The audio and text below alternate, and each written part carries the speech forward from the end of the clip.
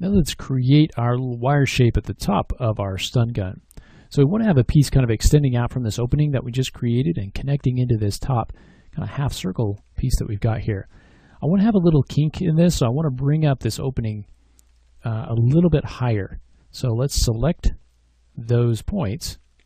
I deselect the ones at the base. And let's just bring this up in the Y. And I'm also going to bring up these and just create kind of still a clean curve there, but I just want it to be a little bit higher up. So maybe something like that. Let's now create a primitive cylinder and bring it into that opening. So kind of bring it up in there. Let's change our rotation, and in the X, let's set it to 90. Kind of bring it down into position. We can take the radius of that down a little bit. Let's take our subdivisions down. We don't need quite that many. So take it maybe down to 12 or 8. Bring that into that opening. Let's add a subdivision along on the cap. Bring this in. All right, now we want to extrude out this sort of wire shape. And so let's actually just select these polygons on this inner part of the cap. We can just do an extrude, and then we can just pull this straight out along the Z. So just kind of pull it out to where we want it to end here. So something like that. All right. Now we need to create some divisions in here. So let's go ahead and use the Insert Edge Loop tool. And let's use multiple edge loops. And let's set this up to maybe the highest. Let's set it up to 10, and we'll just pop in some edge loops. Something like that. All right, now I want to shape this a little bit before I start to add the brackets. I don't want it to just be straight. I want it to actually kind of come down a little bit. And so let's go ahead and put a little kink in here. So I'll select all the points basically up to that first row, and let's just move them down a little bit. So something like that. Just move them in that one single axis. Now when we smooth it, I don't want it to be a smooth curve. I want to have those kinks in there. And right now, if I smooth it, very smooth, too smooth. So we can use the Offset Edge Loop tool to add a loop on either side of those kinks, so that when we smooth it, it's now smoothing between those two edges, and it'll give us a nice hard kink, just like that. Now I want to kind of tighten up these other areas, so we'll go into the Insert Edge Loop tool. Let's go ahead and reset this. Everything's good.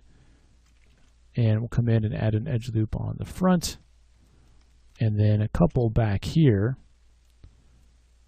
on the back to kind of tighten this up. And now the last thing that I want to add is sort of brackets that are holding this in place. Now we could build these as separate pieces of geometry, but I'm just going to build them off of this piece. So this bracket's going to be like a band encircling this wire. So let's go ahead and take these polygons, and we'll just take every other one, and we can do maybe 4 in this way, or we could kind of extend that back, but I think this will work just fine. And let's go ahead and do an extrude, and we'll just add a little bit of thickness to it. So something like that for the band. Okay. Now in order to make sure that that's tight when we subdivide it, again, you know, it's kind of repetitive, but you're going to be using the Insert Edge Loop tool a lot. So we'll come in here and start to kind of tighten up those edges. Same thing, kind of right in here. And we'll do the same thing over here to kind of tighten this up. Now there's a couple other edges that you could add in there, depending on how tight you want it to actually be. And one more. This will help a little bit. We can smooth it. You can see we get those bands there. So the next thing that we want to do is attach these down into our existing piece. So let me go ahead and isolate this so we can kind of see the bottom here. So we've got these two faces here. So let's make sure and select the ones on the outside. If we don't, the struts that we extrude down will be sort of rounded off, but here we can use the edge loops that we already built to keep the hardness of these struts. So we don't have to add 2 more if we want to kind of make it nice and straight. So let me select these. Okay. Sometimes you can go to wireframe and just make sure you don't have anything else selected when you do a kind of polygon selection like that. Let's go back, and now let's just do an extrude. Let's change our pivot. Instead of using any of the parameters there, the options there, I'm just going to pull it down in the Y direction until it goes just inside the barrel, and then I'll delete it, or inside this piece rather, and I'll delete it. So I've deleted those faces that we extruded, so there's no smoothing happening there. So now you can see we have these nice little brackets that are attaching this little wire piece here. And if you wanted to add a little bit more detail here, you could come in on the front up here.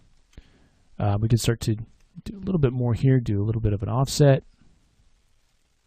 Let's do maybe 0.05. We can also come in here and just scale it if it's not, going exactly the way that we want. We could do another extrude. Kind of pull this down. We don't want it to go negative. And another one. And then maybe just kind of pull this out a little bit. And again, just checking this by smoothing, just to add a little bit of more detail up there. So again, just kind of tying everything together. And instead of building these as separate pieces, we could just extrude those directly off of this piece. Alternatively, you could build a single bracket, put it in place just using a cylinder, extrude off the side, then just duplicate it a few times, and you get the same kind of effect. All right, so that's how we can kind of build this wire piece. Let's delete our history, freeze our transformations on that. So in the next lesson, let's actually build some cables. So instead of these sort of hard surface pieces, let's build something just a little bit more organic maybe. So we'll go ahead and do that in the next lesson.